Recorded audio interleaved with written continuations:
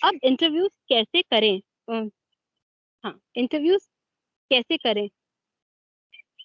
अ, सबसे पहले जो कि अभी हम लोगों ने के पिछले स्लाइड में अभी महेंद्र जी ने उठाया क्वेश्चन, कि हमें कैसे क्वेश्चंस चूज करना है। तो कुछ कुछ टॉपिक्स, कुछ कॉन्सेप्ट ऐसे होते हैं जिसमें बच्चों को मिसकंसेप्शन होने की बहुत ज्यादा संभावना होती है। तो हम अपने चैप्टर को, अपने जो भी टॉपिक हम पढ़ा रहे हैं उसको ध्यान से देखें और उसमें देखें कि कौन से मिसकंसेप्शन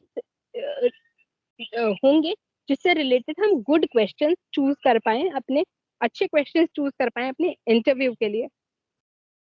बोर्ड पर हम वो क्वेश्चन लिखें और उसके चारों ऑप्शंस लिखें। और जब बच्चों को हम बुला रहे हैं कि पूछने के लिए कि कौन सा ऑप्शन आपको सही लग रहा है या क्यों सही लग रहा है, तो वो एक डेटा आप रिटन एंट्री करते रहें कि 10 बच्चों ने ए ऑप्शन चूज किया। कि आप एक एक लिस्ट जैसा क्रिएट कर सकते हैं सारे बच्चों के नाम के साथ, और उसके सामने उसने कौन सा ऑप्शन चूज किया था वो लिख सकते हैं, और एट द एंड आप उसको काउंट कर सकते हैं। तो ये गिनती, ये क्वांटिफिकेशन, ये डेटा रखना बहुत जरूरी है समझने के लिए कि कितने परसेंटेज ऑफ बच्चों को एक पर्टिकुलर मिसकंसेप्शन है और क्यों ऑप्शन उन्होंने एक पर्टिकुलर चूज किया है, वो बहुत जरूरी है। तो या तो कई बार ऐसा होता है जब हम लोग इंटरव्यू कंडक्ट करने जाते हैं तो हम लोग क्वेश्चन चिपकाते थे और बच्चों से पूछते थे कि ए ऑप्शन कितने बच्चों ने चूज किया, और फिर उसको वहीं पे काउंट कर लिया हमने कि अगर नई क्लास में, आपकी क्लास में, आप बच्चे के नाम के साथ भी उसको लिख सकते हैं, वरना आप बच्चों से हाथ रेस करवा सकते हैं। 10 बच्चों ने ए चूज किया तो आपके पास दिमाग में रहेगा कि 10 बच्चों ने ए ऑप्शन चूज किया, 5 बच्चों ने बी ऑप्शन चूज किया, 6 बच्चों ने सी ऑप्शन चूज किया। अब उन 10 बच्चों से में से आप 4-5 बच्चों को बुला के पूछ सकते हैं आपने ए क्यों चूज किया। 5 बच्चों से पूछ सकते हैं कि तुमने बी क्यों चूज किया। उन सी चूज करने वाले बच्चों में से 3 बच्चों को बुला के पूछ सकते हैं आपने सी क्यों चूज किया। कई बार ऐसा होता है कि अपने दोस्त को देख के बच्चों ने हाथ उठाया होता है, तो भी आपको एक एक वो मिल जाता है फीडबैक कि अच्छा, इसको सही आंसर नहीं पता था। 10 शायद अगर बच्चों ने सही आंसर चूज किया तो हम बड़े खुश हो गए कि बहुत सही, काफी बच्चों को समझ में आ गया, लेकिन उसने इसलिए हाथ उठाया था क्योंकि उसके बगल वाले ने उठाया था। तो वो भी फीडबैक आपको मिल जाता है अगर आप बच्चों को बुला के पूछते हैं कि तुमने ए क्यों चूज किया, क्या तुम्हारा तर्क था, तुम्हें क्यों लगता है कि ये सही आंसर है कि गलत आंसर है। तो वो एक डेटा आपके पास होना बहुत जरूरी है कि कितने बच्चों ने कौन सा ऑप्शन चूज किया है, और फिर बच्चों से पूछना कि क्यों तुमने चूज किया, वो भी बहुत जरूरी है। ये आपको फीडबैक देगा कि बच्चों ने सही आंसर चूज किया तो क्यों किया, और गलत आंसर चूज किया तो क्यों। तो स्टूडेंट इंटरव्यू बहुत ज्यादा डिपेंड करता है या सक्सेसफुल तभी होता है जब आपके पास डेटा है और आपको पता है कि बच्चे किस किस तरह के आंसर या किस किस तरह का तर्क दे रहे हैं कोई पर्टिकुलर ऑप्शन चूज करने के लिए। तो इस तरीके से आप स्टूडेंट इंटरव्यू कंडक्ट करते हैं, एक अच्छा क्वेश्चन चूज करते हैं, उसको बोर्ड पे लिखते हैं, बच्चों से पूछते हैं कौन सा ऑप्शन आपने चूज किया, उसकी गिनती करते हैं और बच्चों को बुला के पूछते हैं कि तुमने क्यों वो पर्टिकुलर ऑप्शन चूज किया। ये एक फ्लो रहता है। इस पे आपको लग रहा है कि आपने ऐसे किया था या नहीं किया था या कैसे किया था, उस पर हम लोग रिफ्लेक्ट करके उस पर भी डिस्कशन कर सकते जी मैडम, जब हम लोगों ने मतलब काफी कुछ ये बहुत ही मतलब जब मैं कर शुरू में जब मैं सोच रहा था कि यार ये कहाँ की समस्या आ गई, अब हमको इंटरव्यू लेना पड़ेगा। शुरुआत में मुझे को ऐसा लग रहा था ये एक परेशानी वाला काम है, लेकिन जब उसको करा तो बहुत अच्छा लगा मेरे को। और मैंने अपने जो साथी हैं उनको भी मैंने कहा कि यार इंटरव्यू लेने से वास्तव में उन बच्चों के साथ साथ हम लोगों को भी बहुत ज़्यादा इसमें इम्प्रूवमेंट मिलता है कि हम लोगों को किस तरह से क्वेश्चंस करने चाहिए और किस तरह से उनकी हम जो भ्रांत अवधारणा है वो हम निकाल सकते हैं। तो जब मैं ये जब पूछ रहा था तब ये सारे चीज मैंने उनको रखा था कि भाई आपने ऑप्शन ए चुना है, ठीक है, तो ये ए क्यों चुना है। और मैं इसके साथ में ये भी ले रहा था कि भाई अगर आपने बी और सी नहीं चुना है तो आपको क्यों लगता है कि बी और सी आप नहीं चुन रहे हैं, किस कारण से आप इनको नहीं चुन रहे हैं। तो इस तरह से भी मैंने उनसे बात करी थी मैडम। हैं। चलिए, नाइस। अगर आपने ऐसा किया तो बहुत अच्छा किया था। लेकिन हाँ, ये है कि अब आपको ध्यान देना होगा कि आप डेटा भी रख रहे हैं कि नहीं उस चीज से का। डेटा आपको हेल्प करता है क्योंकि आपको शायद याद ना रहे कि कितने बच्चों ने सही आंसर चूज किया था या कितने प्रतिशत बच्चों ने चूज किया था। डेटा आपको हेल्प करता है to go back to your classroom कि अच्छा, इतने बच्चों को तो ये दिक्कत है ही, अब मैं इसको कैसे रेमेडिएट करूँ, या मैं कैसे दूसरी क्लास लूं जिससे बच्चे को ये कॉन्सेप्ट समझ में आ जाए। इन ये जो प्रोसेस है इसमें अगर कुछ क्वेश्चन हो तपन जी, हेमंत जी आपको, महेंद्र जी आपको, तो हम लोग इस पे डिस्कस कर सकते हैं। नो मैडम, क्लियर है। क्लियर है, चलिए हम लोग आगे जी करेंगे तो शायद और क्लियर होगा। हम लोग अब वीडियोस भी देखेंगे कुछ स्टूडेंट इंटरव्यूज के। जी मैडम। बच्चों से क्यों डिस्कशन जरूरी है? एक तो मतलब क्यों, अगर बच्चे ने आंसर दे दिया, सही आंसर दे दिया, तो क्यों हम उसको वापस नहीं भेज दे रहे हैं? एक तो बच्चा जो सोच रहा है उसको शब्दों में आपके साथ डिस्कस कर रहा है, बता रहा है, तो वो फॉर्मुलेट करना भी, उसको फॉर्मुलेट करना भी आ रहा है, अपने सही आंसर को चूज करने का तर्क देना भी आ रहा है। इसलिए ये इंटरेक्शन, ये विचार विमर्श जरूरी है, क्योंकि आपको पता है कि बच्चे ने सही आंसर चूज तो कर लिया, लेकिन अगर वो फॉर्मुलेट भी नहीं कर पा रहा है तो शायद या तो उसको फॉर्मुलेशन में दिक्कत है या उसके समझ में दिक्कत है। तो ये बहुत सारी चीजें और क्लियर होती हैं जब आप डिस्कशन, विचार विमर्श बच्चे से पूछते हो तर्क की क्यों पर्टिकुलर ऑप्शन आपने चूज किया है, और आप एक जरिया बन जाता है और अच्छे से डेप्थ में गेज करने के लिए कि बच्चे को समझ में आया है कि नहीं आया है। कई बार वही है कि विभिन्न दृष्टिकोण पता चलते हैं, और कई मतलब अ, आपको पता चलता है कि अच्छा ये भी सोच रहा है, या बच्चा इस तरीके से भी सोच सकता है। तो आपको अलग अलग वे ऑफ थिंकिंग किसी एक पर्टिकुलर कॉन्सेप्ट को लेके वो दिखता है जब आप विचार विमर्श करते हैं बच्चों के साथ। और बच्चों को ऑब्वियसली एक तरह का एक प्रैक्टिस भी हो जाता है किसी भी चीज को सॉल्व करने के लिए, क्वेश्चंस को हल करने का एक एक वो भी एक क्योंकि आप क्लास में सॉरी आप क्लास में ब्लैक बोर्ड पे क्वेश्चन लिख रहे हो, बच्चे सॉल्व करके उसको फिर अगर अगर न्यूमेरिकल है तो वो आपको आंसर कर रहे हैं, तो वो प्रैक्टिस में भी आपको हेल्प करता है स्टूडेंट इंटरव्यू। और ये डिस्कशन, तो बच्चा अगर सॉल्व करके आया है तो शायद आपके पास एक नोटबुक लेके आएगा कि ये वाला ऑप्शन मैंने इसलिए चूज किया था। तो आपको ये भी पता चलता है कि अच्छा कैलकुलेशन भी सही है, और बच्चे को भी एक प्रैक्टिस हो जा रही है किसी भी चीज की कैलकुलेशन के लिए, और उसको प्रैक्टिस हो जा रही है अब एक किसी भी कॉन्सेप्ट के लिए। तो अभी आपको लग रहा है कि हाँ, अगर बच्चे ने कोई भी ऑप्शन चूज किया है तो उस पर डिस्कशन जरूरी है, या अभी आपको लग रहा है कि शायद उतना जरूरी नहीं है, वो मुझे तो ऐसे ही डेटा मिल जा रहा है? नहीं बट मैडम, डिस्कशन तो बहुत जरूरी है, बट डिस्कशन करने से हमें ये भी मालूम पड़ रहा है कि मिसकंसेप्शन कहाँ है, ये भी मालूम पड़ रहा है। साथ ही साथ बच्चे का वे ऑफ थिंकिंग क्या है, इसके बारे में बहुत कुछ जानकारी मिल रही है, ताकि हम आगे कुछ हमको जो पढ़ाना है वो बच्चों के स्तर के अनुसार हम उसको मैनेज कर सकते हैं, उसके हिसाब से हम बना सकते हैं, ताकि उनको जल्दी से अच्छा समझ में आए और उनको कुछ वहाँ पे गलत वो अंडरस्टैंडिंग न रहे और वो चीज़ को अच्छी तरह समझ सकें। हम उनके लेवल पे आसानी से जा सकेंगे इंटरव्यू के जरिए। एग्जैक्टली आगे बढ़ सकते हैं हम पार्थ। हाँ, हाँ, आप अगर बच्चा कोई भी चीज बच्चे को कोई भी चीज अस्पष्ट है या उसको कुछ कॉम्प्लेक्स लग रहा है, तो एक तो आपका अवेयरनेस बढ़ाता है इंटरव्यू, आपको पता चलता है कि ये चीज शायद इसका कॉम्प्लेक्सिटी लेवल ऐसा है, या आप कि ये चीज अस्पष्ट है बच्चों को। और धैर्य भी जगाता है आप में, आपको पता चल रहा है कि आपकी क्लास में ये चीज है, अब आप एक सांस लोगे और आप उस पर फिर काम करना शुरू करोगे। धारणाओं अवधारणाओं को पहचानने में हेल्प करता है।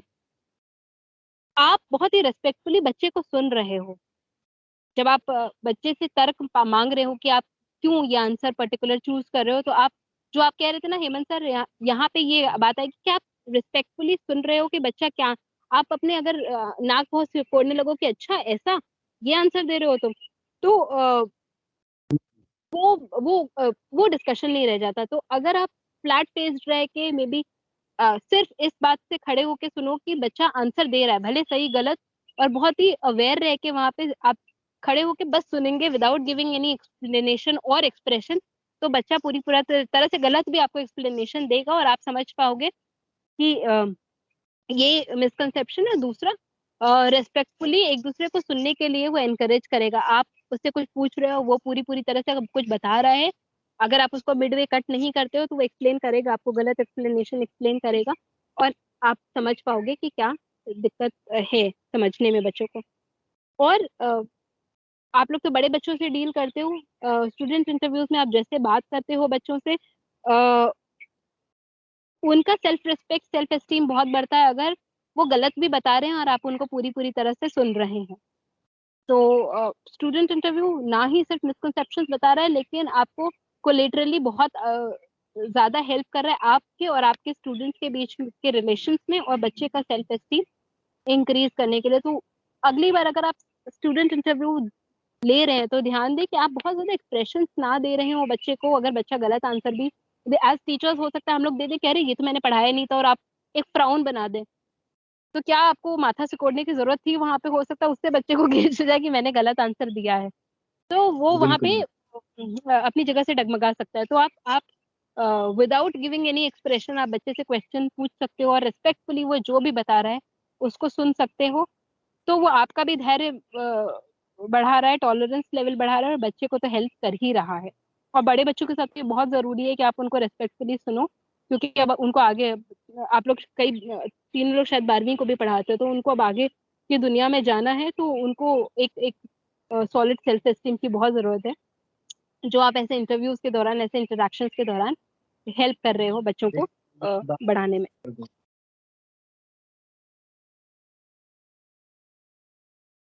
इधर आपको लग रहा है कि कुछ डिस्कशन होना चाहिए हम लोग, कि हम लोग आगे बढ़ सकते हैं?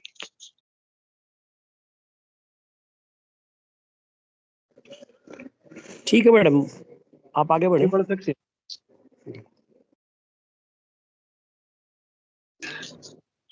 पार्थ, अब हम लोग देखेंगे कुछ एग्जांपल्स स्टूडेंट इंटरव्यू के, और क्या डेप्थ है, क्या थॉट है उस इंटरव्यू के पीछे, वो बहुत क्लियर है इन वीडियोस में। One by one we can see. हाँ,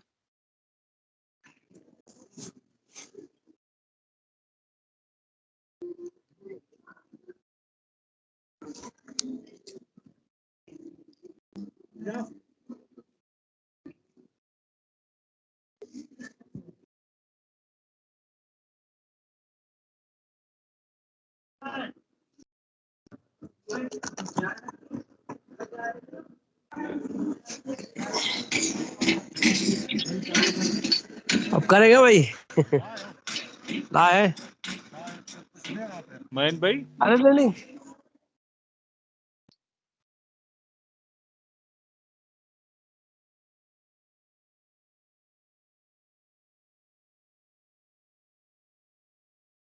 पार्थ कुछ टेक्निकल चैलेंज आ रहा है?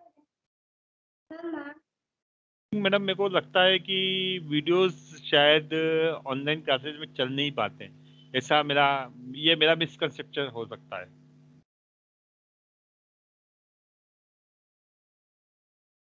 ये शायद आपको कॉपी पेस्ट करना पड़ेगा या मेरे दूसरे को में। वही लग रहा है कि हम हमारे लेवल पे इसको देख सकते हैं, लेकिन इससे कॉपी पेस्ट हम नहीं कर पाएंगे यहाँ पे, नहीं नहीं, आपको क्योंकि नहीं, शायद पार्थ को कॉपी पेस्ट करना पड़ेगा दूसरे क्रोम टैब में, और वहां से वो टैब शेयर कर नहीं, सकते हैं और इंस्टेड ऑफ शायद ये दिस। ऑनलाइन क्लासेस में शायद वीडियोस चलाना बहुत मुश्किल काम पड़ जाता है, क्योंकि ये जो क्लासेस चलती है इसमें जो नेटवर्क का कई बार इशू आता है, और जो स्पीड चाहिए होती है वो शायद मिल नहीं पाती है ऑनलाइन क्लासेस के समय।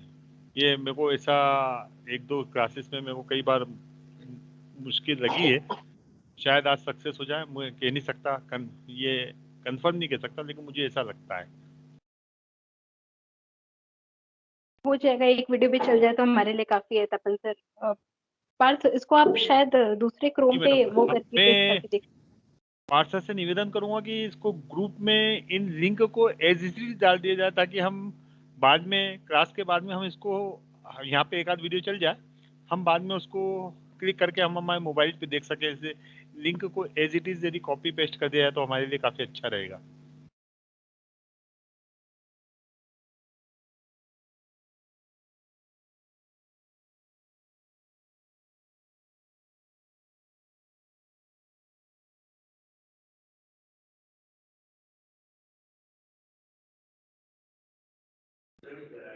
या श्योर सर, मैंने कोशिश करी उसको लिंक को चलाने की, नहीं चला पाए। मैं लास्ट में ये पूरी पीपीटी खत्म हो जाने के बाद लास्ट में एक बार फिर कोशिश करेंगे, और नहीं होता तो हम आपको as it is link share कर देंगे जैसे पहले किया था आपको सर।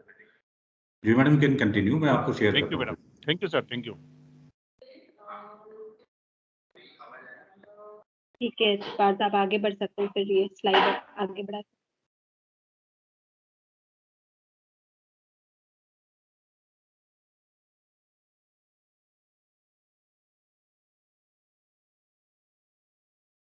या पार्थ सर, आप एक वो दिक्कत नहीं होता, एक छोटा सा निवेदन में भी ये भी कर सकता था, एक एक करके यदि आप अभी हमको ग्रुप में जो हमारे केमिस्ट्री एमएससी के एसएससी केमिस्ट्री ग्रुप है, इसमें एक एक करके लिंक भेजते हैं तो हम हमारे मोबाइल पे भी देख के फिर हम वापस से एक लिंक भेजें, उसके 2 मिनट बाद फिर दूसरी भेजें, ताकि हम उसको एक एक करके हम देख भी सकते हैं मोबाइल पे।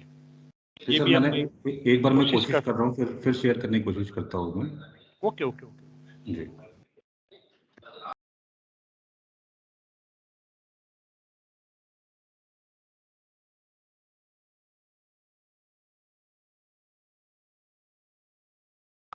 नहीं भी होता तपन सर, हम लोग एंड में देख सकते हैं एक बार सारे स्लाइड्स को कवर करने के बाद। जी जी मैडम, बिल्कुल 100%। वो हमको लिंक मिल जाएगा तो हम उसको क्लिक करके बिल्कुल देख सकेंगे, बाद में भी देख सकेंगे।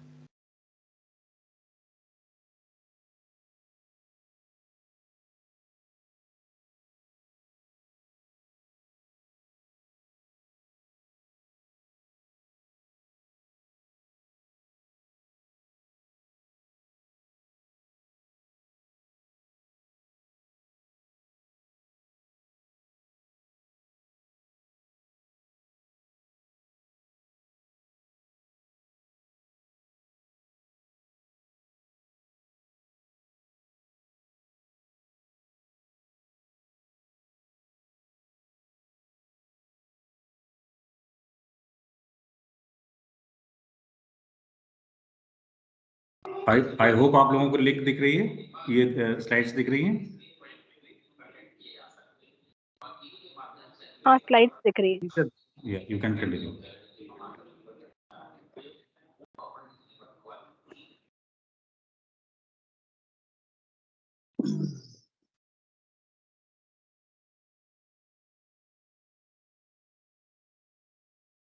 सॉरी मेरा म्यूट था। हाँ जी, तो किस तरह के क्वेश्चंस को आपको चूज करना है स्टूडेंट इंटरव्यू के लिए। मतलब आप ऐसा भी नहीं कर सकते हो कि आप स्टूडेंट इंटरव्यू आप रैंडमली शुरू कर दो, कोई भी क्वेश्चंस लेके, ये भी नहीं कर सकते हो। तो क्वेश्चंस आप कैसे चूज करेंगे? कक्षा व विषय के अनुसार उन मुख्य अवधारणाओं की सूची बनाएं। वो कॉन्सेप्ट्स को आप नोट डाउन करें कि जो बहुत जरूरी है ही उस पर्टिकुलर टॉपिक के लिए, उस पर्टिकुलर क्लास के लिए समझने के लिए। और उन कॉन्सेप्ट्स को जब आप लिस्ट डाउन कर लेंगे, कॉन्सेप्ट तो सारे ही जरूरी है, लेकिन उस पर्टिकुलर कॉन्सेप्ट के लिए जो आपको नेक्स्ट पढ़ाना है या इस पर्टिकुलर क्लास के लिए, तो आप एक जो मोस्ट इम्पॉर्टेंट कॉन्सेप्ट्स हैं उनका एक लिस्ट बनाएं और उसमें से क्वेश्चंस चूज करें जो आपके लिए हेल्पफुल रहेंगे।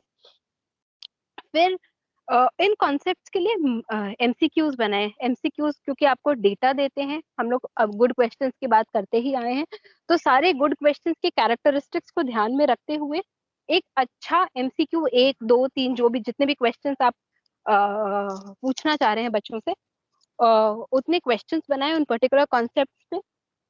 Next slide Partha.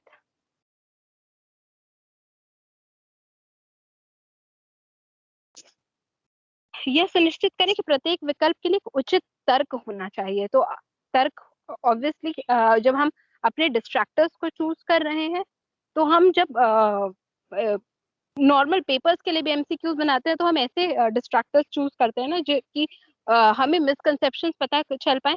यहाँ पे भी हम ऐसे सही आंसर और गलत आंसर के लिए ऐसे आंसर्स को चूज करेंगे जिसमें एक बच्चा एक्सप्लेनेशन दे पाए, एक तर्क दे पाए कि मैंने ये क्यों चूज किया, ये क्यों नहीं चूज किया। तर्क देने से क्या होता है, जैसे हम लोगों ने जब बात की थी कि एफआर में हमें काफी हेल्प मिल जाती है, क्योंकि बच्चा आंसर, बड़े क्लासेस में बच्चे आंसर लंबा देते हैं, तो हम एक्सप्लेनेशन समझ सकते हैं। तो समझ जाइए ये यहाँ पे एक FR की तरह आपके लिए काम करेगा, जहाँ पे बच्चा एक्सप्लेनेशन देगा कि क्यों चूज किया, क्यों नहीं किया। इसलिए जरूरी है कि तर्क हो हर डिस्ट्रैक्टर का। कोई भी डिस्ट्रैक्टर ऐसा नहीं हो कि बच्चा सिर्फ ऐसे ही चूज कर ले। सबका एक एक लॉजिक होना चाहिए, एक मिसकंसेप्शन अटैच टू इस पर्टिकुलर डिस्ट्रैक्टर होना चाहिए। सही उत्तर तक पहुंचने के लिए गलत तरीके भी हो सकते हैं, इन्हें भी लिखें।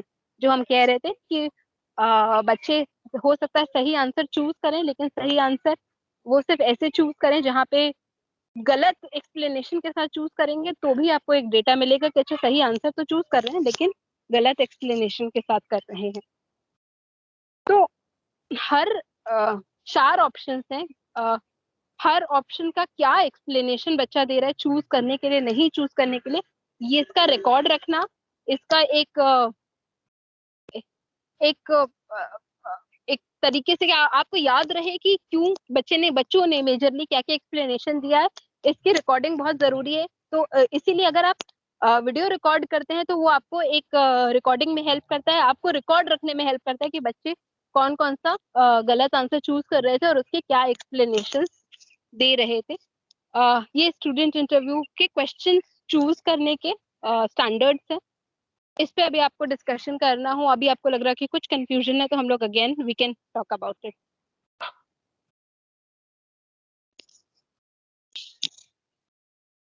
या मैं रिकैप करूं तो मेकिंग अ लिस्ट ऑफ वो कॉन्सेप्ट जो आपको लग रहा है बहुत जरूरी है, उन कॉन्सेप्ट्स पे MCQs बनाना, अच्छे MCQs बनाना, उन MCQs में ऐसे डिस्ट्रैक्टर्स और सही आंसर रखना, ऐसे ऑप्शंस रखना जिसका हर ऑप्शन का एक अच्छा लॉजिक हो, तर्क हो, और रिकॉर्डिंग करना इस चीज की कि बच्चे गलत एक्सप्लेनेशन दे रहे हैं तो क्या गलत एक्सप्लेनेशन दे रहे हैं, और सही आंसर तक पहुंचने के लिए भी अगर गलत एक्सप्लेनेशन दे रहे हैं तो क्या गलत एक्सप्लेनेशन दे रहे हैं। इन सब चीजों को ध्यान में रखते हुए हम अपना स्टूडेंट इंटरव्यू कंडक्ट भी करते हैं और उसके क्वेश्चंस भी चूज करते हैं। मैडम प्रश्न ये था यहाँ पे कि रिकॉर्डिंग हमेशा होना चाहिए? कई बार क्या है तो ये रिकॉर्डिंग करने में कई चीज़ें उस समय थोड़ा सा ऐसा लगता है कि हम इंटरव्यू रिकॉर्ड करते समय थोड़ा सा बच्चों से जो इंटरेक्शन होना चाहिए पूरा कई बार हो नहीं पाता, क्योंकि वो बीच में एक रिकॉर्डिंग वाली प्रोसेस अलग चालू हो जाती है। मेरा पर्सनल ओपिनियन ये है सर कि अगर आप डेटा कलेक्ट कर पा रहे हैं और अगर आप एज अ टीचर नोट भी बना ले रहे हैं, अब एक हो सकता है बच्चे उस तुरंत खड़े होकर नोट्स ना बनाए, लेकिन अगर आप एक गलत एक्सप्लेनेशन का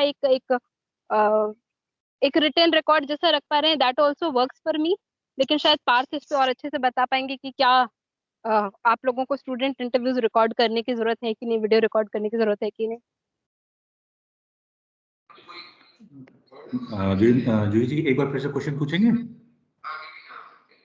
हाँ, तो तपन सर का क्वेश्चन है कि क्या हर स्टूडेंट इंटरव्यू रिकॉर्ड करने की जरूरत है, मतलब वीडियो रिकॉर्ड करने की जरूरत है। मेरा ओपिनियन ये था पार्थ कि एज अ टीचर अगर आपको इंटरव्यूज कंडक्ट करने हैं तो अगर आप डेटा कलेक्ट कर पा रहे हैं और रिटन रिकॉर्ड भी रख पा रहे हैं गलत एक्सप्लेनेशन का, दैट वर्क्स फॉर मी। लेकिन क्या ये इन टीचर्स को हर इंटरव्यू रिकॉर्ड करने की जरूरत है, वीडियो रिकॉर्ड करने की जरूरत है? नहीं, रिकॉर्ड करने की ज़रूरत नहीं है। देखिए आगे जाने के बाद बेसिकली करना आप ही लोगों को है, तो आपका अपना मेथोडोलॉजी है कि आप किस मेथड से आगे जाते हैं। फॉर एग्जांपल अगर मतलब डाटा जो रिकॉर्ड करना है आपको, ये डाटा जो आपको रखना है अपने पास, वो तो ऑप्शनल नहीं है, वो तो एक तरीके से कंपलसरी है। बट वीडियो रिकॉर्डिंग आपके अपने अपने मतलब आपके अपने रिकॉर्ड के लिए है, जिसको आप आगे भी दिखा सकते हैं स्टूडेंट्स को। तो it is purely up to you कि आप किस तरीके से उसको उस चीज़ को मेंटेन कर रहे हैं। तो कंपल्शन नहीं है ऐसा कुछ भी। बट हाँ, आप शो कर सकते हैं, सीनियर्स को शो कर सकते हैं, स्टूडेंट्स को दिखा सकते हैं। और आप ये भी देख सकते हैं कि जब आपने स्टूडेंट इंटरव्यू कंडक्ट किया था पिछले बार, उससे और इस बार में क्या कंपैरेटिवली मतलब बेटरनेस आई है। तो सेम टॉपिक पे भी आप रिपीटिशन कर सकते हैं। तो तपन सर, आई होप कि मैंने आपको क्वेश्चन का आंसर दिया। जी सर, बिल्कुल 100% आपने दिया। इंटरव्यू की प्रोसेस को काफ़ी हद तक कुछ समझने का प्रयास हमने ही करा। मैं जहाँ तक कुछ इसको रिकेप मेरी तरफ से करना चाहूँगा कि यदि हम प्रश्नों को कुल यदि एक अच्छे 4-5 प्रश्न निकालते हैं, 4-5 प्रश्न निकाल के बच्चों को वो बोर्ड पे लिख के या बच्चों को किसी तरह बता के उनका उत्तर लेते हैं, एक बच्चों से एमसीक्यूज़ दिए, एमसीक्यूज़ के आंसर लेते हैं, उनका हम वैल्यूएशन करने के बाद फिर हम ये पता लगा लें कि कौन बच्चा क्या कंसेप्ट, पहले तो हम उनका वैल्यूएशन कर लें ताकि कितने बच्चों ने कौन-कौन से आंसर लिए हैं और उससे आधार पर उनसे हम चर्चा करके ये बात कर सकते हैं कि आपने ये उत्तर क्यों दिया, कैसे दिया। तो शायद हम बहुत कुछ हमारे इंटरव्यू लेवल पे इंटरव्यू कर सकते हैं शायद। आपने जी बहुत सर, अच्छे आप से एनकैप्सुलेट कर दिया है सर। बस वही है कि डेटा, जैसे पार्थ ने भी कहा कि सबसे इम्पोर्टेंट यहाँ पे डेटा रखना है। तो आज टीचर्स आप डेटा रख पा रहे हैं कि नहीं, कि आपके इस पर्टिकुलर क्वेश्चन के लिए, क्वेश्चन 1 के लिए इतने बच्चों ने सही आंसर दिया या इतने बच्चों ने गलत चूज किया, तो वो आपके पास रिटन रिकॉर्ड भी रहेगा, तो भी आपके लिए हेल्पफुल रहेगा। बेसिकली आपके हेल्प के लिए फॉर्मेटिव असेसमेंट है, तो आपके हेल्प के लिए आपको पता रहेगा कि इतने प्रतिशत बच्चों में हमारे यहाँ ये प्रेवलेंट मिसकंसेप्शन है, और जो आपने पूरा प्रोसेस बताया है स्टूडेंट इंटरव्यू का, वही है। मैडम मैं आगे बढ़ एक चीज हाँ जैसे जी। डाटा के बारे में बात करना चाहता था। डाटा अपन को कलेक्ट करना है तो हम ये भी कर सकते हैं कि जैसे बच्चों से बच्चों को जब हम क्वेश्चन दे रहे हैं, बच्चों को क्वेश्चन दे रहे हैं तो उसके साथ उनके एक कागज की स्लिप पे अपन ऑब्जेक्टिव मल्टीपल चॉइस दे रहे हैं, तो पांचों में से कौन सा उत्तर सही, वो अपना उत्तर सही लिखे। बाद में हम उनको कलेक्ट करके और उन पर डाटा भी देख सकते हैं कितने बच्चों ने सही लिखा, कितने बच्चों ने गलत लिखा।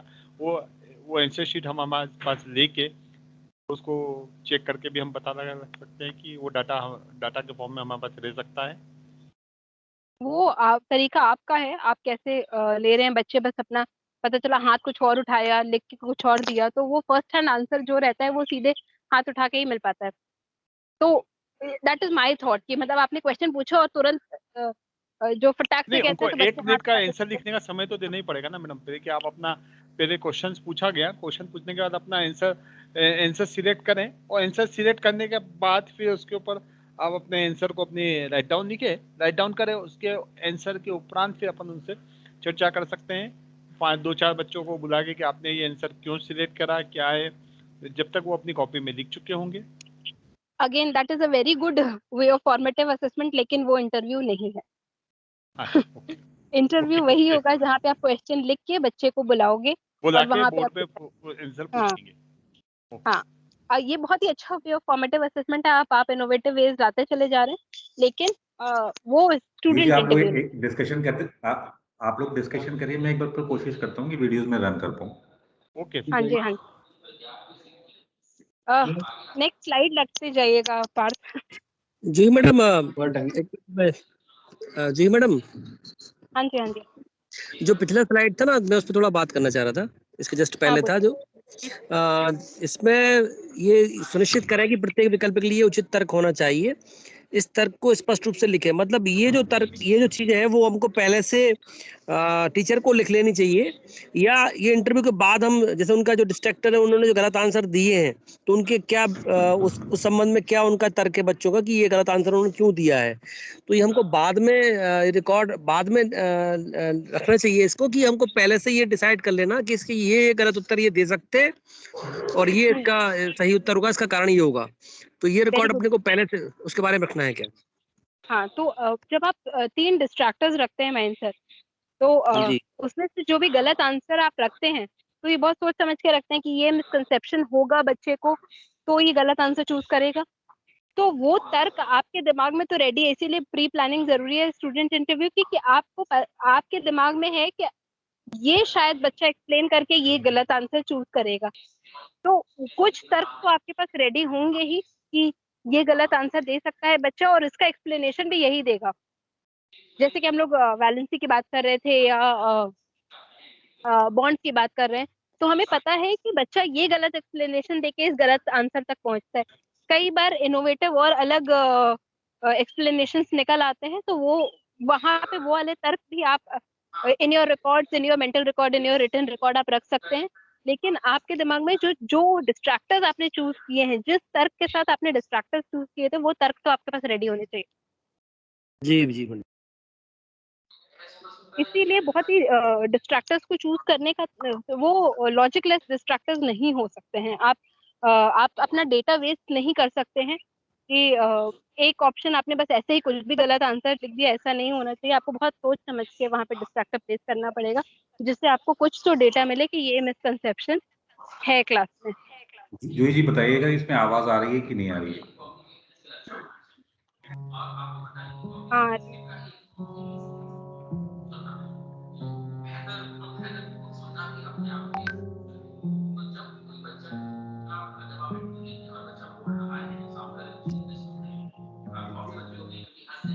ये आवाज बहुत कम आ रही है जी मैडम। ये मुझे लग रहा है हम सब म्यूट हो जाएं, तपन से सब लोग म्यूट हो जाएं तो हमें आएगी आवाज।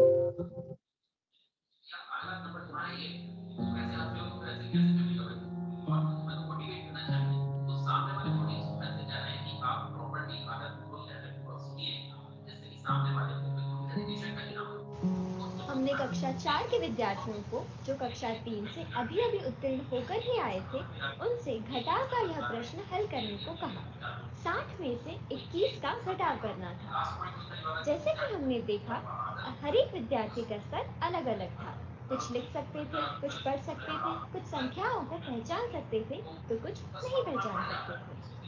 कक्षा 4 में कुछ ऐसे भी विद्यार्थी थे जो पूरी संख्या को नहीं पढ़ सकते थे, परंतु उनकी अलग अलग अंकों को पढ़ सकते थे। इस प्रश्न में उन्हें 60 में से 21 का घटाव करना था। ऐसे कई सारे विद्यार्थी थे जो इस प्रश्न को सही तरीके से हल नहीं कर सकते थे। आता है आपको हल करते? नहीं आता? अच्छा, कोई बात नहीं, बैठिए। 4 और 1 तो संख्या क्या हो गई? ये नंबर क्या लिखा है आपने? ये संख्या क्या लिखी है? 4 कक्षा 4 में कुछ ऐसे भी विद्यार्थी थे जो संख्या ये के तुम्हारी अलग कोशिश अलग अंकों को पढ़ सकते थे, परंतु पूरी संख्या को नहीं पढ़ सकते थे। जैसे कि एक विद्यार्थी 41 को 4 और 1 ऐसे पढ़ रही थी। इस प्रश्न में उन्हें 60 में से 21 को घटाना था, परंतु कई विद्यार्थी यह नहीं समझ पा रहे थे कि वे 0 में से 1 नहीं घटा सकते, इसलिए वे 1 में से 0 और 6 में से 2 घटा रहे थे। हाँ, तो ये क्या लिखा आपने? 41। आपने 4 क्यों लिखा यहाँ पे?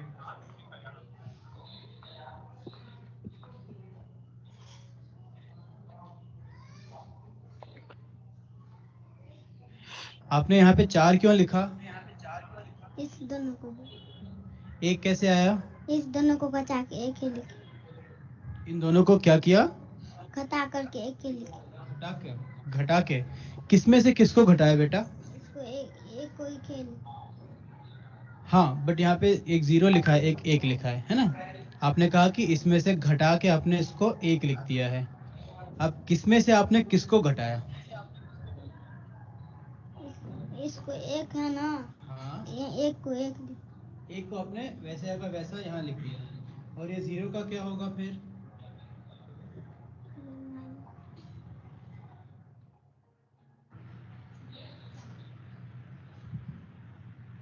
सर इसमें 0 है ना, इसलिए एक उतार दिया। यहाँ पे 0 है, यहाँ पे 1 है, फिर आपने क्या किया? यहाँ 0 है ना, तो एक उतार दिए और 6 में से 2 घटा दिया तो। अच्छा, तो 0 है और यहाँ पे 1 है, तो आपने 1 उतार दिया। तो यहाँ पे आपने 1 क्यों उतारा? एक सर 0 है ना, इसलिए 0 है इसलिए आपने 1 उतार दिया, है ना? तो यहाँ पे लेकिन घटाव कर रहे हैं हम, घटाओ सर, है ना? फिर उसके बाद आपने यहाँ पे क्या किया? 2 में से 6 में से 2 घटा दिए तो 4 बचे। अच्छा, आपने 0 में से 1 घटाया तो 1 बचा, हम्म, या आपने 0 में से 1 घटा के किया? अच्छा, 6 में से 2 घटाया तो 4 बचा। इस प्रकार घटाने से उनको जवाब 41 मिल रहा था। घटाव में यह एक सामान्य गलती है। विद्यार्थियों को अलग अलग स्थान की कीमतों की जानकारी नहीं होती है, इसलिए वे उस स्थान पर बड़े अंक में से छोटे अंक को घटा लेते हैं। घटाव में यह एक मूलभूत समझ है। कुछ ऐसे भी विद्यार्थी थे जिनका उत्तर सही था। उनका उत्तर तो सही था, पर उनके पहुंचने का कारण बिल्कुल गलत था। तो 9 कैसे आया और 3 कैसे आया, आप बताओगे?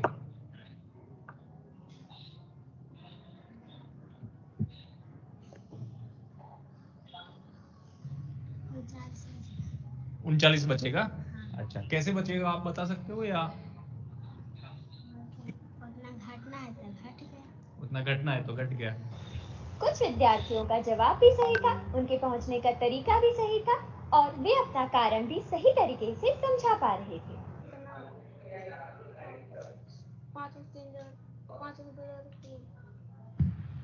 3 और 9 कितना संख्या हुआ? 39। 39। तो यहाँ पे आपने 9 क्यों लिखा?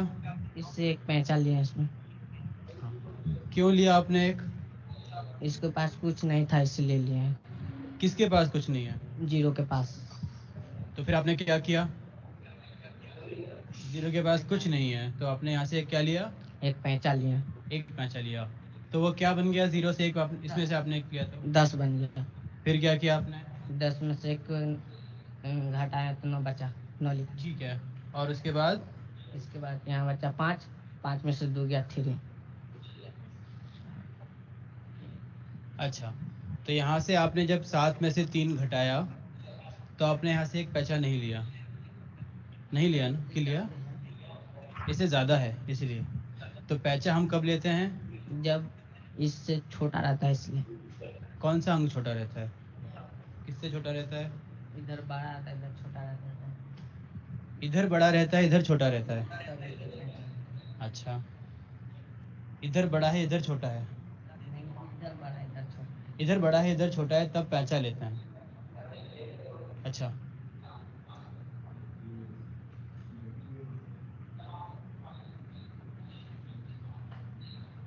कौन सा बड़ा है? ये बड़ा, ये छोटा। तो अब पैंचा लेंगे?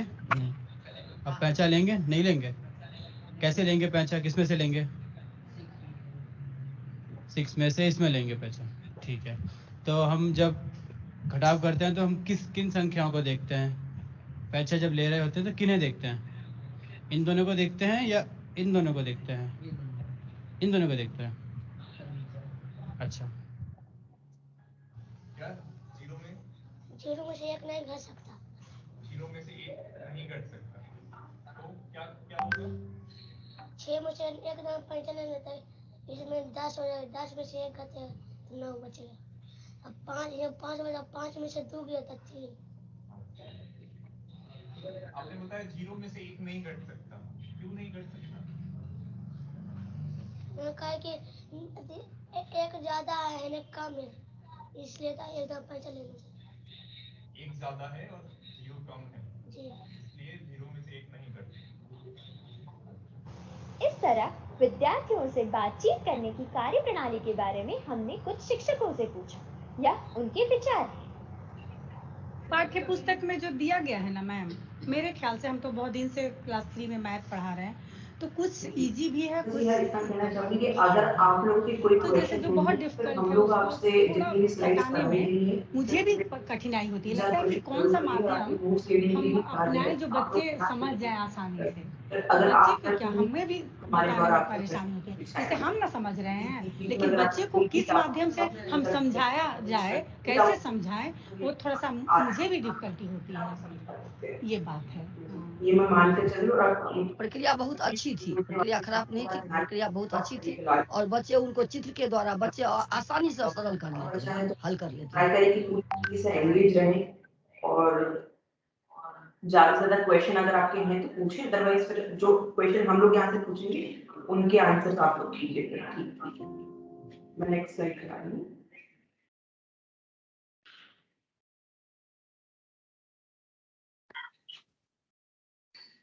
मैं बोलूं पार्थ कि आप कुछ बोलने वाले हैं? मैं दूसरी वीडियो रन करूं कि बाद में करना है? मेरे पास दूसरी वीडियो भी एक बार रेडी हम है। लोग इस पे डिस्कशन कर लेते हैं। ठीक है, श्योर। मैंने लगा दिया बट प्रॉब्लम थोड़ा सा आपको म्यूट करना पड़ेगा पार्थ, पीछे से भारती की आवाज आ रही है। ओके। हाँ, आप लोगों ने सबने एक इंटरव्यू देखा, आप सबका पहला रिएक्शन, पहला रिस्पॉन्स, पहला थॉट जो भी आया हो वो पहले हम लोग बात करते हैं, उसके बाद फिर हम लोग उस पर डिस्कशन करेंगे।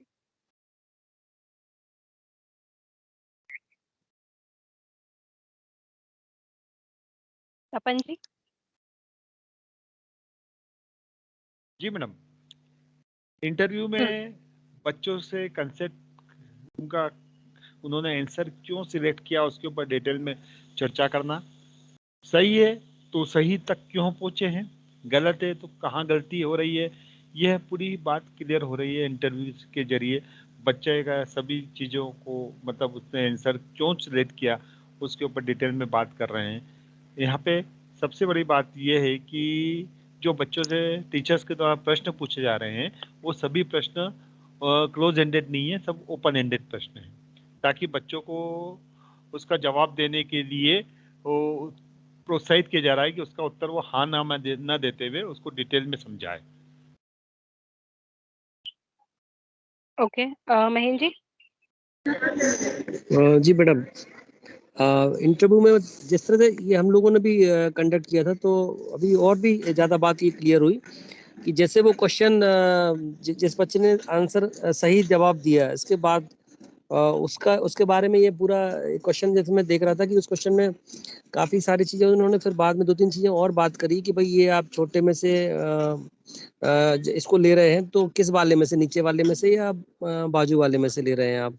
तो उसका मतलब ये है कि उसको पूरी तरह से वो उसके अंदर की जो बात है ना उसको पूरा निकलवाना चाह रहा है कि क्यों उसका आंसर वो ये दे रहा है। तो इंटरव्यू में मतलब मेरे हिसाब से ये बहुत बड़ा फोकस पॉइंट है कि आप जो भी वो तर्क दे रहा है उसको वो ठीक से निकलवा पाए आप। मतलब चाहे वो सही हो या गलत हो तो उसके बारे में क्या तर्क वो देना चाह रहा है उसको ठीक से निकलवा पाना, ये बड़ा एम है इसका। हेमंत जी, आप क्या राय है?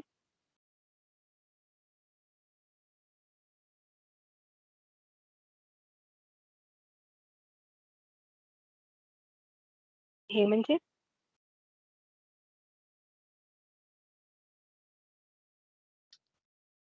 आवाज आ रही है मैम? हाँ जी, हाँ जी, अभी आ रही है। जी मैम, तो इंटरव्यू के माध्यम से, इसको वीडियो के माध्यम से हमें ये स्पष्ट हो रहा है कि जब बच्चों के समक्ष हम कोई प्रश्न रखते हैं और उनसे जब हम एक उत्तर की अपेक्षा करते हैं, तो सिर्फ उत्तर की अपेक्षा नहीं करनी है, बल्कि उस आंसर तक पहुंचने के पीछे उसकी क्या अवधारणा है उसको भी जानना बहुत महत्वपूर्ण है। तभी हम ये समझ पाएंगे कि बच्चे को जो अवधारणा हमने सिखाई है वो उसको पूर्ण रूप से समझ पा रहा है या नहीं। यदि वो सही उत्तर दे रहा है तो सही उत्तर के पीछे का कारण जानना भी आवश्यक है, और गलत उत्तर यदि वह दे रहा है तो उतना ही आवश्यक गलत उत्तर के पीछे उसकी क्या अवधारणा है, क्या है, क्या वह सोच रहा है, इसको भी जानना आवश्यक है।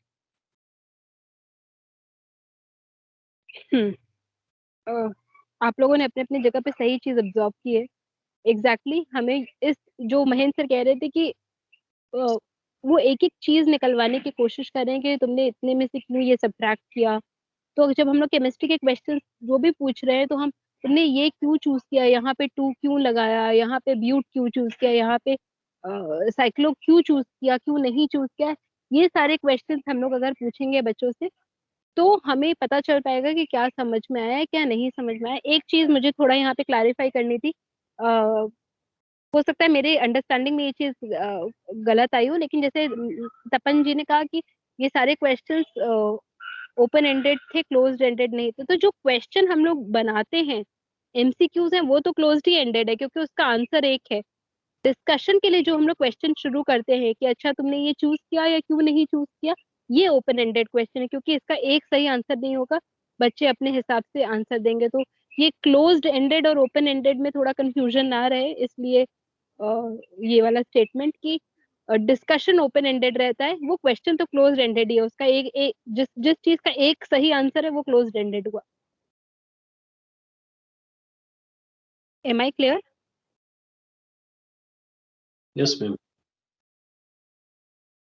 तपन जी। जी मैडम, बिल्कुल ठीक है। ठीक है, पार्थ हम लोग आगे स्लाइड कवर कर लें और फिर आगे फिर अगर टाइम रहता है तो वीडियोस देखें। जी श्योर श्योर, मैं नेक्स्ट स्लाइड कर दिए। हाँ जी, उसका वो टाइटल भी क्लिक कर दीजिएगा।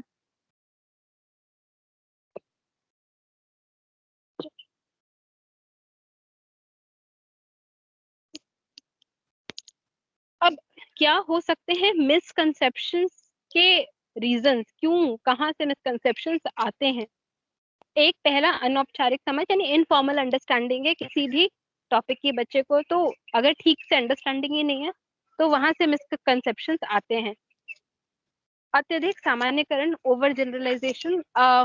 तो ओवर जनरलाइजेशन का एग्जांपल सपोज करिए कि जैसे अभी सब्ट्रैक्शन का ही क्वेश्चन वो पूछा जा रहा था, तो जनरली क्या होता है, अगर 69 माइनस 21 हो तो ऊपर वाला बड़ा होता है, नीचे वाला छोटा होता है। 9 में से 1 गया, 9 में से 1 गया तो 8 आता है। जनरली सब्ट्रैक्शन में ऊपर वाले से नीचे वाला माइनस किया जाता है, तो ये ओवर जनरलाइजेशन है। लेकिन कई जगह ऊपर 0 हो सकता है, नीचे 1 हो सकता है, तो उसका सब्ट्रैक्शन का तरीका अलग होगा। तो अगर बच्चे को लगता है कि अच्छा ऊपर वाले से नीचे को ही माइनस किया जाता है और हमेशा ऐसा ही होता है, वहां से मिसकंसेप्शंस निकलते हैं।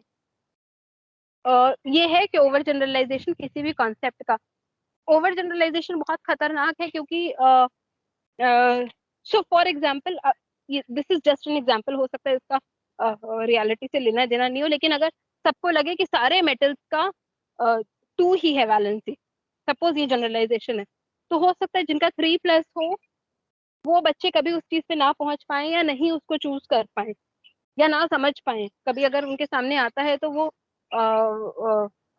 नहीं चूज कर पाए, ये एक मिसकंसेप्शन हो सकता है। तो जो चीज बहुत प्रेवलेंट है लेकिन उधर से कॉन्सेप्ट उठा लेना विदाउट अंडरस्टैंडिंग कि किसी दूसरी जगह पे उसको अलग तरीके से सॉल्व किया जाएगा या अलग तरीके से उसको इम्प्लीमेंट किया जाएगा, वहां से मिसकंसेप्शंस निकलने की संभावना बहुत ज्यादा होती है। पूर्व में हुए कक्षा अनुभव जो ज्यादा अच्छे नहीं थे, तो हो सकता है पिछले, नॉट ब्लेमिंग द टीचर, लेकिन पिछली क्लास में हो सकता है जो भी टीचिंग लर्निंग मेथोडोलॉजी रही हो बहुत अच्छी ना रही हो या अच्छे से पढ़ाया नहीं गया हो।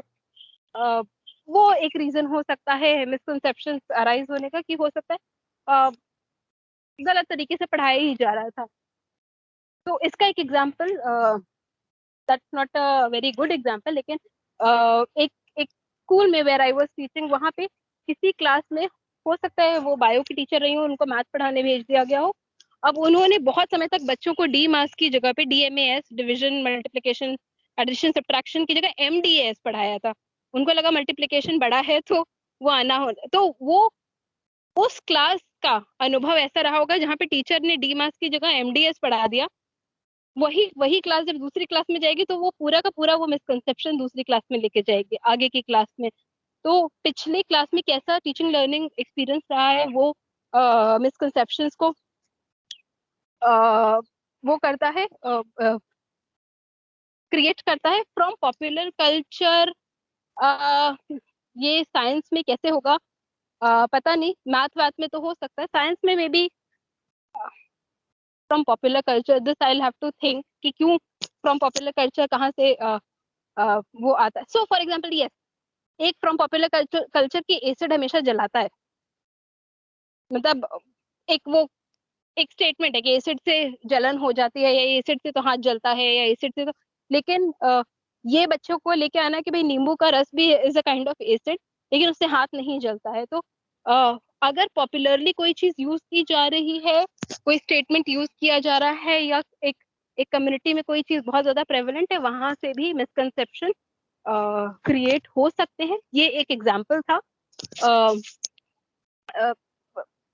लेकिन हाँ, मतलब फ्रॉम पॉपुलर कल्चर साइंस में मिसकंसेप्शन क्रिएट होने के इससे बहुत कम चांसेस होंगे, लेकिन ये कुछ ऐसा एग्जांपल है जो general statements from people may lead to misconception.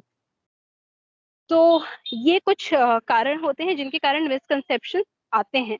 और क्या कारण हो सकते हैं, अगर आपको लग रहा है कि और भी अलग कारण हो सकते हैं तो हम उसके बारे में बात कर सकते हैं। इसमें अगर आपको लग रहा है कि कुछ हमें डिस्कशन करने की जरूरत है तो हम इसमें भी डिस्कशन कर सकते हैं। मिसकंसेप्शन का एक मेन कारण ये हो सकता है मैडम, उनका पुराना ज्ञान, जिसको बार बार इसको कोरिलेट कर रहे हो इस ज्ञान से, वो कई बार बहुत, उनकी जो पुरानी समझ जो होती है ना, पुराना जो ज्ञान होता है, उसको जब नए ज्ञान से जोड़ने की कोशिश करते हैं कई बार, तो वहाँ पे कुछ चीजें क्लियर नहीं हो पाती है।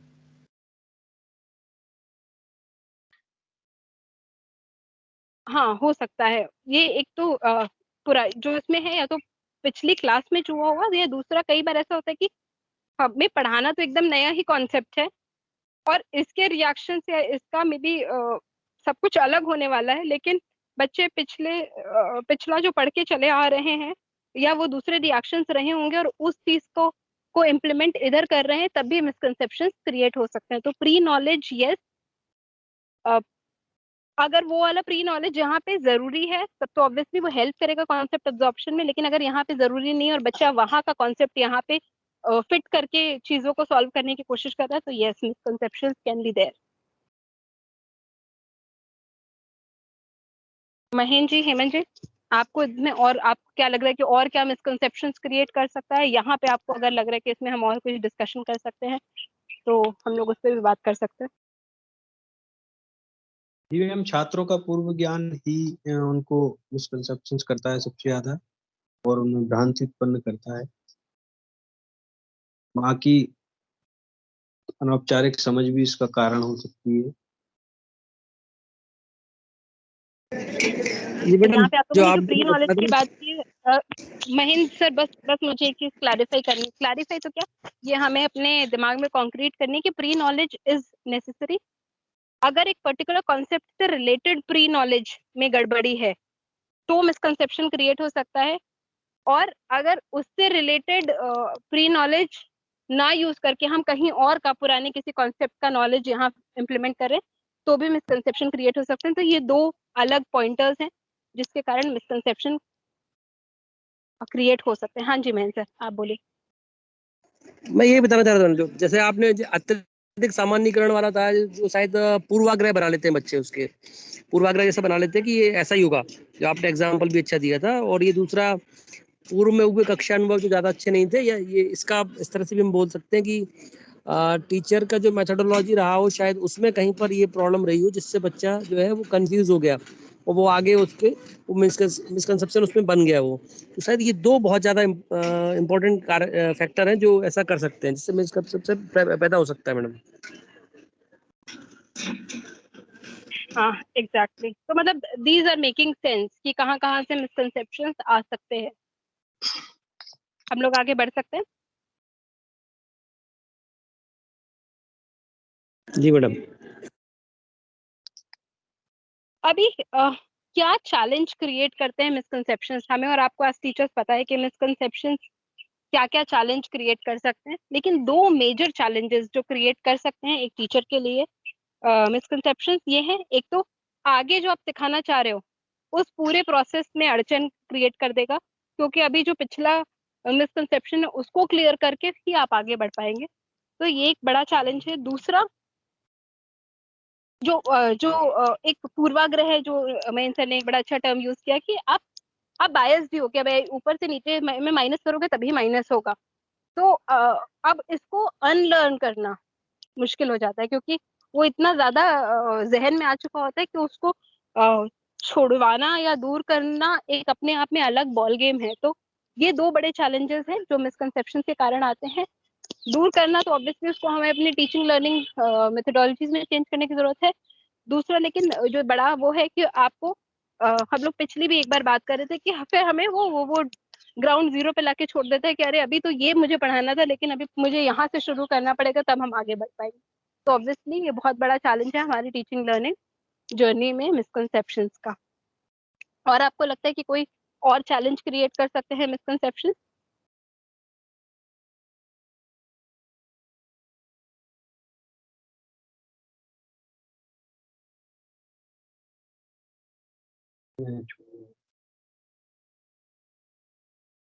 नहीं, बच्चों को समझ आगे में बढ़े। नहीं आना मैडम, बच्चों को कुछ समझ में नहीं आएगा मिसकंसेप्शन, यदि कंसेप्ट क्लियर नहीं होंगे तो हाँ। अपन अपन कुछ भी बोलेंगे तो वो अर्थ का अनर्थ ही निकलने वाला है वहाँ पे।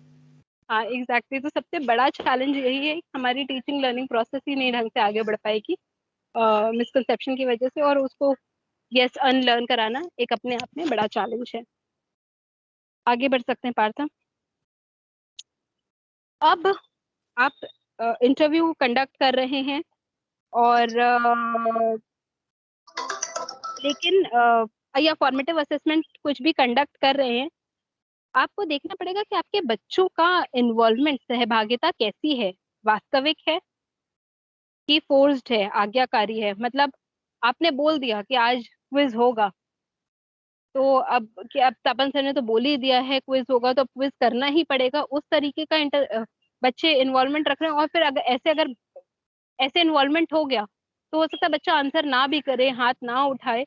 तो इस तरह का आप इतने जागरूक हैं कि नहीं कि आपकी क्लास में इन्वॉल्वमेंट, बच्चों का सहभागिता आज्ञाकारी है, यानी आपने बोला है इसलिए हो रही है कि वास्तविक है, ये समझने की जरूरत है। तो क्या आप इतने जागरूक हैं या आप इतना ऑब्जर्व कर रहे हैं जब भी आप फॉर्मेटिव असेसमेंट्स कर रहे हैं कि आपके बच्चे आउट ऑफ ऑर्डर, मतलब कि अब टीचर ने बोला है इसलिए मुझे इन्वॉल्व होना पड़ेगा, इस कारण से पार्टिसिपेशन करते हैं, कि ऑथेंटिकली, वास्तविक रूप से, मन से पार्टिसिपेट करते हैं कि मुझे आंसर देना है, भले सही या गलत, लेकिन फिर अ, वो तो बात की बात है। तो आप इतना ऑब्जर्व करके चल रहे हैं कि नहीं, और अगर नहीं चल रहे हैं तो आपको क्या लग रहा है, ऐसा होना चाहिए, नहीं होना चाहिए? आपके क्या इस पे विचार है कि बच्चों का वास्तविक सहभागिता होनी चाहिए कि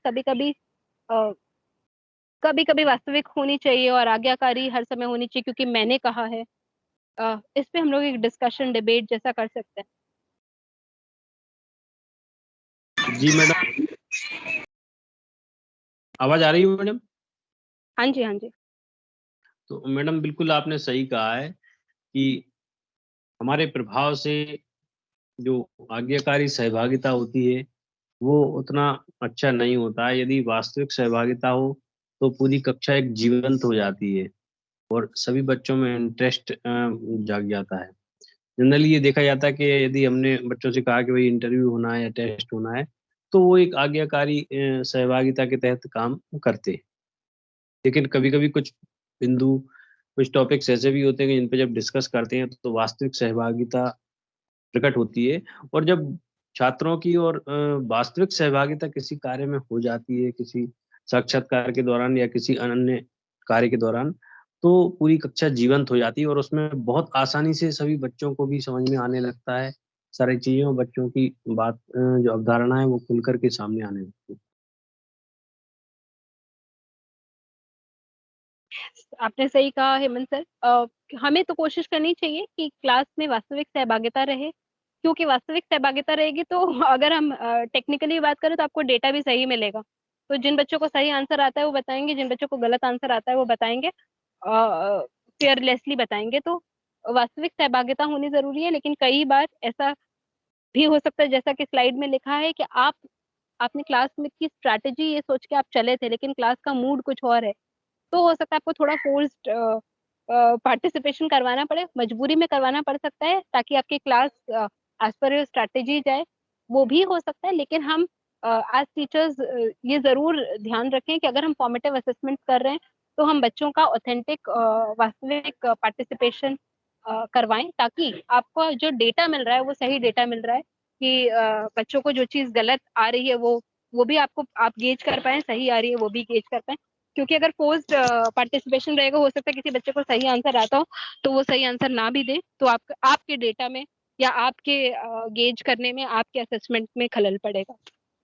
तो ये तो बस एक एक नॉर्मल सा वो है, लेकिन you need to be aware. आप एक consciously, as a conscious teacher आप क्लास में जा रहे हैं, तो ये जरूर ऑब्जर्व करने की कोशिश करें कि आपके बच्चे वास्तविक रूप से सहभागी हैं, ये आपने बोला है इसलिए सहभागिता दिखा रहे हैं।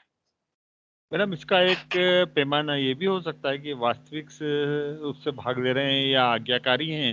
यदि अपन बच्चों को एक दिन पहले बताते हैं कि कल आपका इंटरव्यू या ये होने वाला है, यदि संख्या बढ़ती है तो वास्तविक है, और यदि संख्या घटती है तो आज्ञाकारी है। ये भी अपन गेस कर सकते हैं। जी सर, ये भी हो सकता इंटरव्यू टेस्ट, हाँ मतलब आप टेस्ट के लिए किसी भी फॉर्मेटिव असेसमेंट के लिए ये बॉम्ब ड्रॉप कर सकते हैं। डिपेंड्स। हाँ हेमंत जी, आप क्या कह रहे थे? कई बार मैम ये चीज दिए गए टॉपिक्स या एक्टिविटी पे भी निर्भर करती है। ऐसा देखा गया कि कुछ एक्टिविटी में बच्चे बहुत रोचकता से बढ़ चढ़ के भाग लेते हैं और कुछ एक्टिविटीज ऐसी होती हैं इनमें बच्चे बिल्कुल आज्ञाकारी सहभागिता वाले मोड में आते कि सर ने कहा इसलिए करना है।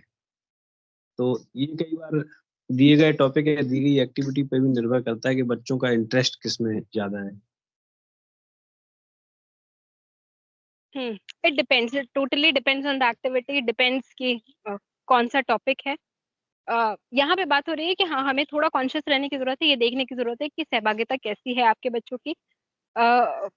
इससे आपको एक रिफ्लेक्शन मिलेगा उस पर्टिकुलर टॉपिक का भी, और आपको भी पता चलेगा आपके बच्चे कितने ज्यादा इन्वॉल्व हैं किसी चीज के लिए।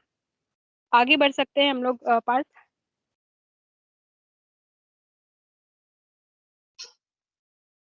ये जो हम लोग हेमंत सर ने उस टाइम पे बात की थी कि इंटरव्यू कैसे करें।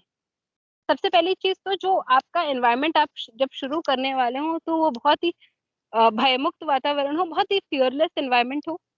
ये I am not trying to use a blanket statement, लेकिन जनरली केमिस्ट्री के टीचर्स को बहुत ही डरावना समझा जाता है, मैथ केमिस्ट्री के टीचर्स को। तो क्या मैंने ऐसा अपनी इमेज बना ली है या मैंने ऐसा एनवायरनमेंट क्रिएट कर दिया है कि बच्चे को आंसर आता भी है तो वो डर के मारे वहां पे नहीं दे रहा है, या उसको बुलाया जा रहा है इंटरव्यू के लिए तो उसको पॉइंटेड आउट तो नहीं फील हो रहा है कि आज सर ने बुला लिया, लगता है मैंने कुछ गड़बड़ ही कर दी है। तो आपको आप इंटरव्यू कंडक्ट करने जा रहे हैं तो आप अपने एनवायरनमेंट को लाइट फियरलेस कैसे रखें ये आपके हाथ में है। तो आप अपना एनवायरनमेंट तो पहले एकदम भयमुक्त रखें और खुद संयम रखें और पेशेंट रहे, क्योंकि अभी बच्चे, हो सकता है बच्चे तो बच्चे हैं, हो सकता है रुक रुक के आंसर दें।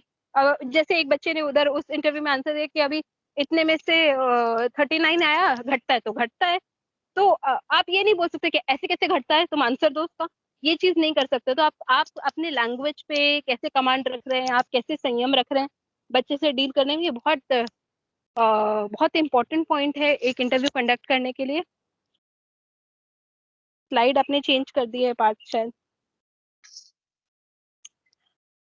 आप इंटरव्यू कंडक्ट करने तो हिंट्स मत दीजिए, क्योंकि आपका एजेंडा है डेटा पाना कि बच्चे को क्या आ रहा है क्या नहीं आ रहा है।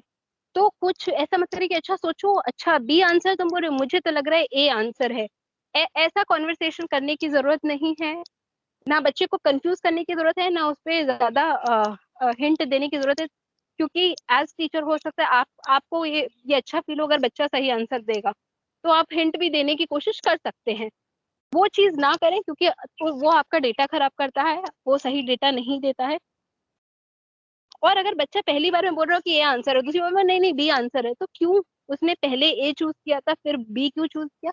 बहुत ही शांति से संयम के साथ उससे पूछें और उसका आप गेज करें कि उसने आंसर अपना क्यों चेंज किया। विचार के आदान प्रदान को बढ़ावा दें। विचार के आदान प्रदान को, जो डिस्कशन हो रहा था कि ओपन एंडेड क्वेश्चन पूछे, तुम्हें क्यों लगा 0 में से 1 घटेगा तो ये आएगा। बहुत ही शांति से हर चीज का तर्क पूछे ताकि बच्चा भी बिना डरे वो चीज बताए। इंटरव्यू को वीडियो या अन्य किसी रूप में संभाल कर रखें। तो अगर वीडियो रिकॉर्डिंग करना चाहें तो आप करें, नहीं तो जैसा मैंने कहा कि आप एक रिटन रिकॉर्ड रखना चाहें तो आप रिटन रिकॉर्ड भी रख सकते हैं, लेकिन वो डेटा आपके पास होना चाहिए। इसमें एक हम अपना एक ओपिनियन ऐड करके शायद बताना चाहेंगे। जैसे आपने देखा होगा कि छोटे बच्चों के साथ इंटरव्यूअर जब इंटरव्यू कर रहा था तो थोड़ा झुक के कर रहा था, नीचे बैठ के कर रहा था। तो कैसे बच्चे को कंफर्टेबल फील कराया जाए, वो as a human being, as a teacher आपके हाथ में है कि आप कैसे उसको कंफर्टेबल फील कराते हैं ताकि वो आंसर जो भी सोच रहा है, गलत भी सोच रहा है तो बहुत ही कॉन्फिडेंटली दे पाए और आपके डेटा में हेल्प कर पाए। तो आपका हमेशा एजेंडा वाइल कंडक्टिंग इंटरव्यू रहेगा कि आपको डेटा मिलेगा, तो वो डेटा खराब ना हो उसके लिए आपको ये सारी चीजों का बहुत ध्यान रखना पड़ेगा। एनीथिंग एल्स इसमें, इस स्लाइड में, या आपको लग रहा है कि कुछ चीज सेंस नहीं बना रहा, then we can talk about it.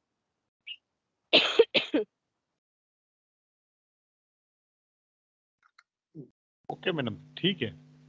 सभी बिंदु सही हैं इसके और कहीं ना कहीं प्रभावी है ये इंटरव्यू।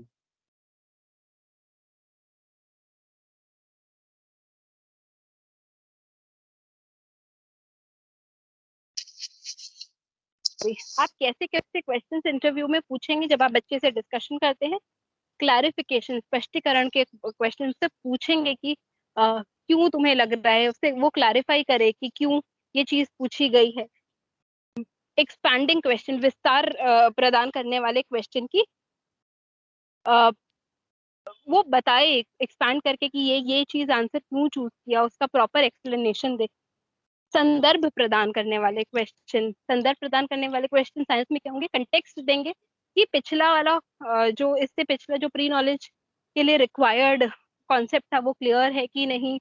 आप उससे रिलेट करके कुछ क्लैरिफाइंग क्वेश्चन पूछ सकते हैं जिससे आपको एक क्लैरिफिकेशन मिलेगा कि आपको एक कंटेक्स्ट, आप एक संदर्भ स्थापित कर पाएंगे कि अच्छा ये वाला चीज क्लियर था तभी ये वाला चीज आंसर कर पाया है बच्चा। तो जब आप अपने डिस्कशंस भी कर रहे होंगे तो उसको बहुत, ये मत सोचिएगा जैसे आपने अभी जो इंटरव्यू देखा वीडियो, उसमें उसने बहुत ही मीनिंग छोटे छोटे क्वेश्चंस पूछे कि अच्छा 0 में से 1 क्यों गया, आपको क्यों लगता है, ऐसा क्यों लगता है। तो कोई भी क्वेश्चन छोटा नहीं है जब आप इंटरव्यू पूछ रहे हो, क्योंकि आपको क्लैरिफिकेशन मिल रहा है कि बच्चे के दिमाग में क्या चल रहा है। जो महेंद्र सर ने कहा था कि एकदम एक क्वेश्चन में निकाल ही लिया था कि बच्चे के अंदर क्या चल रहा है, तो उस पर्टिकुलर क्वेश्चन से आप बहुत सारी चीजें निकाल सकते हो, उस टॉपिक के बारे में, पिछले टॉपिक के बारे में, और उससे कंटेक्चुअल जितने अलग टॉपिक्स है उसके बारे में भी। And but the most important point is, जब आप इंटरव्यू ले रहे हो तो आप उसी क्वेश्चन पे रहो, उसी क्वेश्चन के कॉन्सेप्ट के अराउंड रहो। मतलब यहाँ पे बोला जा रहा है कंटेक्स्ट, तो ऐसा नहीं है कि आप और उससे रिलेटेड 4-5 क्वेश्चन पूछना शुरू कर दो। उस क्वेश्चन से आपको एक कंटेक्स्ट मिल जाएगा कि बच्चे को पिछली चीज कितनी क्लियर है कितनी नहीं है। तो आप जब अपना इंटरव्यू ले रहे हो तो अपने डिस्कशन इस थॉट प्रोसेस के साथ रख सकते हैं। इसमें कुछ डाउट या कुछ डिस्कशन?